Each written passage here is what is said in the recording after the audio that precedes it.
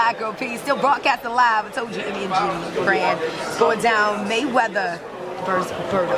High stakes this Saturday, all right? Pay-per-view. It's a Showtime exclusive. But right now, speaking of the money team, CEO of Mayweather Promotions, Leonard, Ellerbe. What's going on, Money Man? Thank you for having me on. No problem. Thank you for being here. I know you're super busy. You just finished another press conference. It's always something to do. You know, this comes with the territory. Hard work and dedication. We didn't get to this point without being able to focus, and it's a lot, but I'm all up for it. Absolutely. So we're talking 18 years of doing it. Is this really the end for Mayweather? This is it. I mean, he's had an illustrious career. You know, I'm so proud of him to be able to do all the things that he's accomplished in this sport to make. And this is something I really, really want to stress, that all too often we see athletes, you know, especially boxers, you know, they fight and fight until they pass their prime, and they come up with all these injuries and things that they, you know, that linger on as they get older, and they're not able to function as normal people, and a lot of them are broke, you know. So I'm just so proud that he's the first athlete to be able to walk away, you know, at 38 years old with several $100 million in the bank.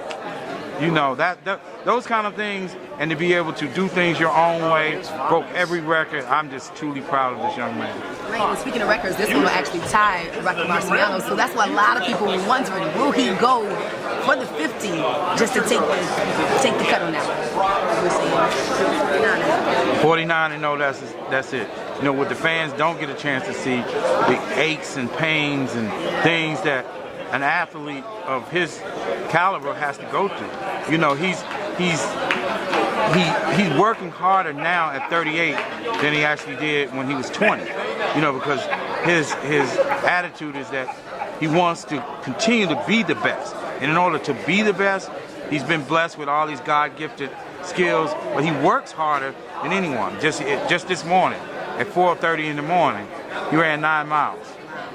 You know, and that's after getting up out of his bed, you know, out of his, you know, 20,000 square feet mansion, out the satin sheets, and getting out there and getting on the road, getting it in. Right, he said it all right there.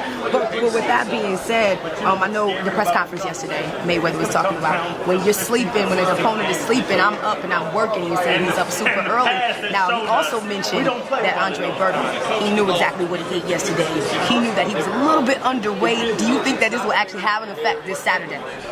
Well, a lot of that's gamesmanship. You know, it's it comes with the territory. When you're operating at this level, you know, we've worked hard to get in this position to be able to put ourselves in a position where we understand what the intel is all about. You know, and you're coming into our city. You know, so it's like, we know every move that you make. You know what I mean? It's just what it is. Well, we're going to see on Saturday. And I know you mentioned briefly injuries and getting older and this thing, wanting to step out as soon as you're at your top of it. There was a story that came out a little earlier. Two reports of Floyd using the WADA banned IV before he actually fought Pacquiao. Now, Pacquiao reported his injury, but was denied any type of IV. And I know it was just saline and some vitamins, which is legal, technically. But they were saying that not in this realm of boxing, it isn't. So do you have any insight about that? Was it a fair one?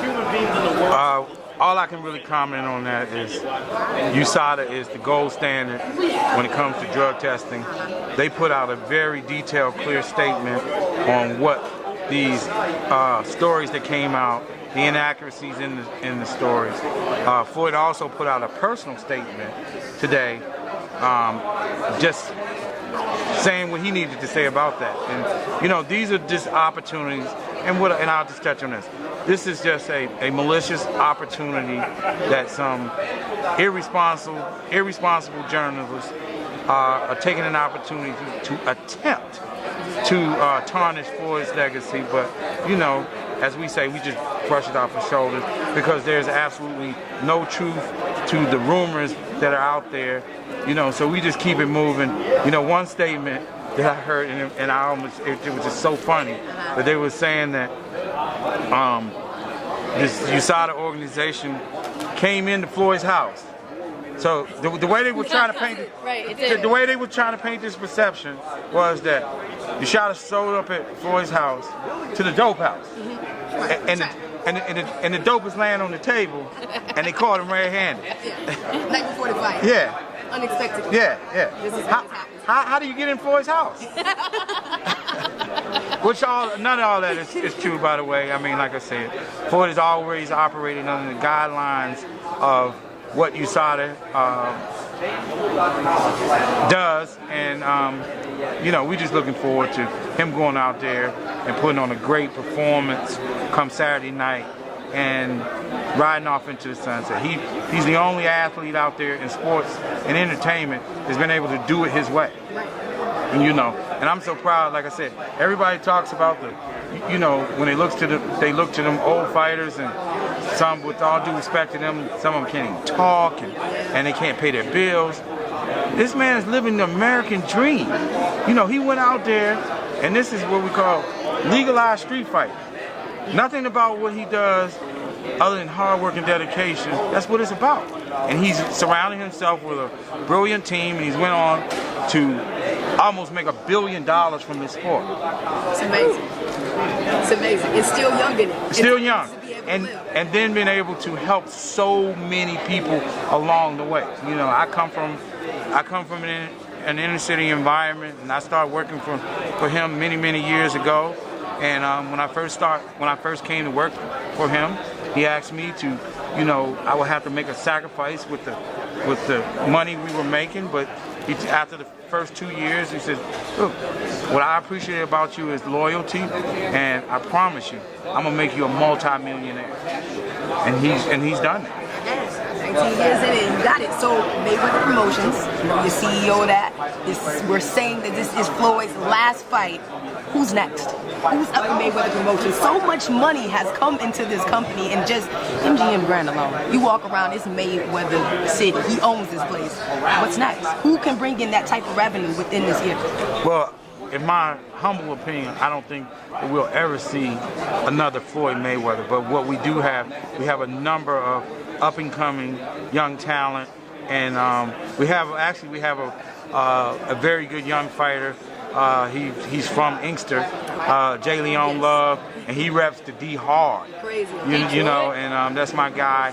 We have Javante Davis, young kid from Baltimore, Maryland. We have Chris Pearson, who's out of Cincinnati, Ohio. He's another outstanding young fighter. So we have so many young fighters who are under our umbrella, and we're just looking to groom them to becoming champions and to represent the way Floyd is representing the sport. They're in the right place to make this happen. And I'm excited to have it. Going for 49-0. I would do it like Senior did, but I can't even lay out the poem like he did. He kicked it yesterday. All right. Yes, he did. But thank you so much for stopping by. We're looking forward to Saturday live from MGM Grand and more of the Money Team happenings. Thank you again for having us out. Thank you so much for having me.